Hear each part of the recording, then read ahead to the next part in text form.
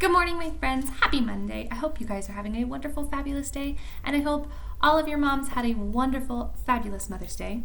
Today, we're going to be reading a book that we've read a lot in class, but I think it's a great book to read because it really helps us think about how our actions are the only things we can control. We can't control what choices our friends make, and we have to still make good choices, even if our friends aren't making great choices.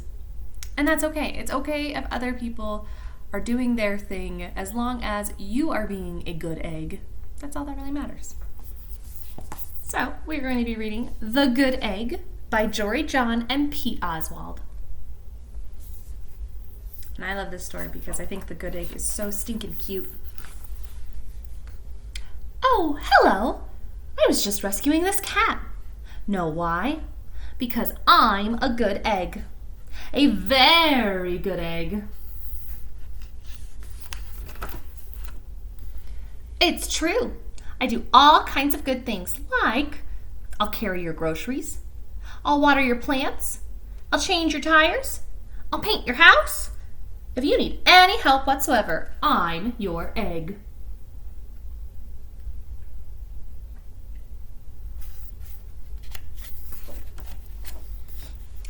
I've always been a good egg. It's been this way from the start, even in my earliest days, back at the store. There were a dozen of us living together under one recycled roof. There was Meg and Peg and Greg and Clegg and Shell and Shelley and Sheldon and Shelby and Egbert and Frank and other Frank.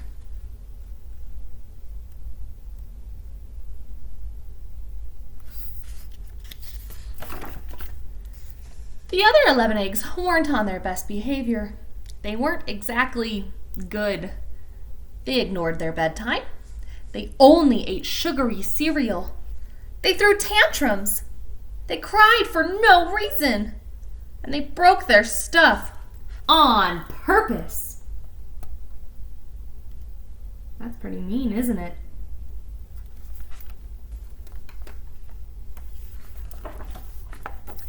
Meanwhile, I tried to take charge. I tried to fix their bad behavior. I tried to keep the peace because I was a good egg.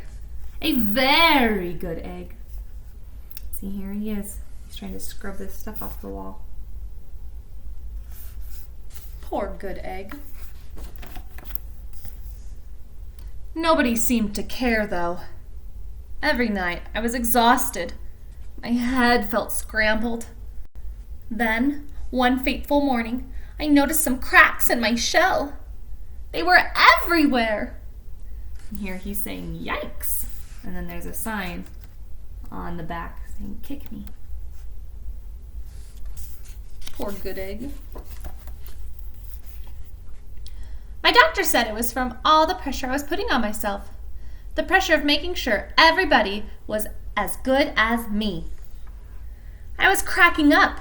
Literally. Something had to change. I'd had enough.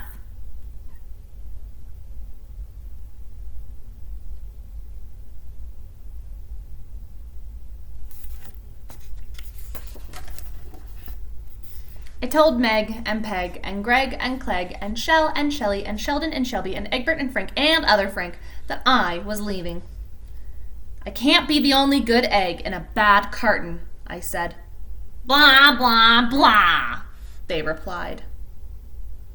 I left that night.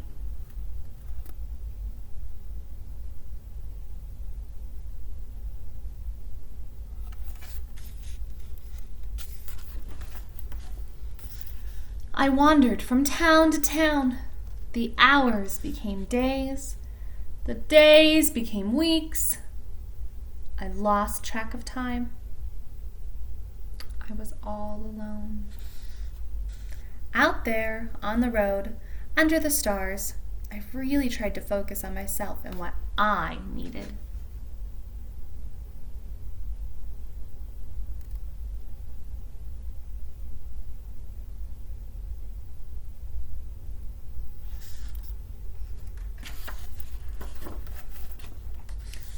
I took walks. I read books. I floated in the river. I wrote in my journal. I found simple moments to be quiet. I breathed in. I breathed out. I even started painting.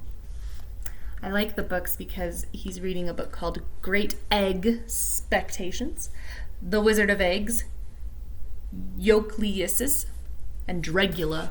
It's kind of like egg versions of a lot of classic books. It's fun. For once, I found time for me. And guess what? Little by little, the cracks in my shell started to heal. My head no longer felt scrambled.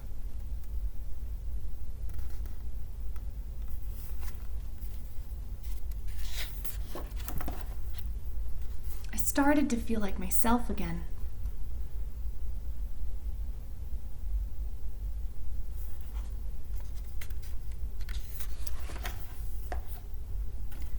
So I've made a big decision.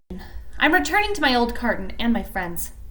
Besides, I'm kind of lonely out here. This time, I know what I need to do. I'll try not to worry so much.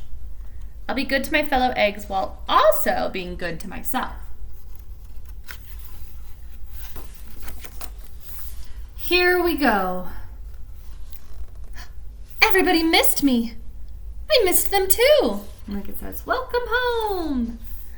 Hello, Meg. Howdy, Peg. Hey, Greg. Greetings, Clegg. What's up, Shell? Aloha, Shelly. Hey-o, Sheldon. Hi, Shelby. Good day, Egbert. What's happening, Frank? Howdy do, other Frank. Maybe the other eggs will be nice now. Sure, every once in a while, somebody's still a little bad. But it's not like before. Here's what I realized. The other eggs aren't perfect. And I don't have to be either. And I'm okay with that.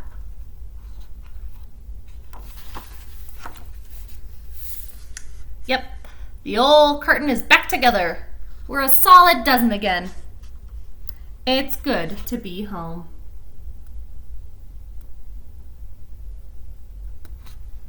And that's the end. I really like that story, and I think it's important that even if our friends aren't making good decisions, we still try to make good choices. And, you know, everyone has their days. Everyone has bad days where, you know, we're just not in it. We're not feeling like a good egg, and that's okay. And I think it's also important, I like that in the book, the good egg takes some time to take care of themselves. Practice some self-care. So whenever you're starting to feel a little frazzled or scrambled, I want you guys to think of the good egg and think of some of the things that the good egg did to feel better. Take a long walk, read a book, practice, our breathing exercises, take a bubble bath if you can. Just hang outside, maybe get into gardening, whatever it is that helps you feel more at peace. All right, my friends. I hope you enjoyed today's book. I am excited to see your writing up next. I miss you, and I'll talk to you soon. Bye.